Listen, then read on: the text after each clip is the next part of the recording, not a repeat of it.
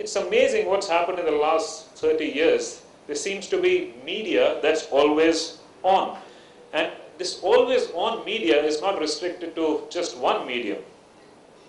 We are talking today of television, over 450 radio stations, the internet, mobile, gaming, Twitter, Facebook. According to some estimates, we are assaulted by more than 3,000 media messages every day. Naturally, how much can you consume? And increasingly, and this is the research that we did with Quantum in the beginning, increasingly consumers of media are just filtering messages out. And this has huge repercussions on the people who are buying media. Yes, you're reaching the audience, but how much of your message is actually being filtered out? This always on media is also leading to a paradox of choice. Choice is good. It democratizes everything. Today information is available, but it's also leading to a huge amount of anxiety. And the anxiety is coming from too much information, too much choice. Do I know enough? But more importantly, whose information do I trust? Today, if you want to find out even about the Olympics, just Google it and you will find out whatever you want to find out. But who do you trust? What media and what medium that you want is trustworthy? So it's again leading to anxiety, and while choice is good, so much choice has its own issues. And certainly it's leading to a distracted consumer. My kids watch TV while they're texting. They're playing games on their iPad, and they're also listening to music, watching television. They're multitasking.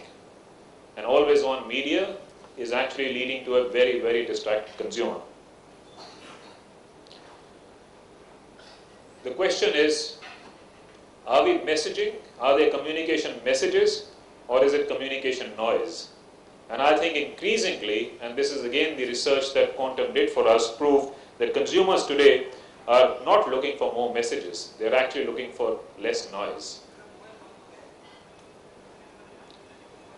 So what we are talking about today is to move from more messages to actually better connections. It's not just important to reach, it's important to interact with the consumer of the message and the medium. However, and this is what we were discussing with the panel just a little bit before, while so much has changed in the last 30 years, from one television channel to 745 channels, from a couple of media to consume to the huge number of media that we have today, measurement metrics don't seem to have moved on. For all this varied media, all we talk about in terms of measurement is how much more. How many people do you circulate to? How many people read your newspaper? How many eyeballs do you have? How many millions of unique visitors do you get? I mean, it's surprising, and Shashi is here and he'll be on the panel. Why is it that the nature of media has changed so dramatically, but the measurement of media stays the same, only number? We are not here to take on any other medium. We know that we can't substitute the television, we can't substitute what newspapers do, we can't substitute what outdoor does. All we want to do is start a different conversation. We want to focus on our strengths. We want to remind marketers, we want to remind the media planners and buyers, we want to remind our own people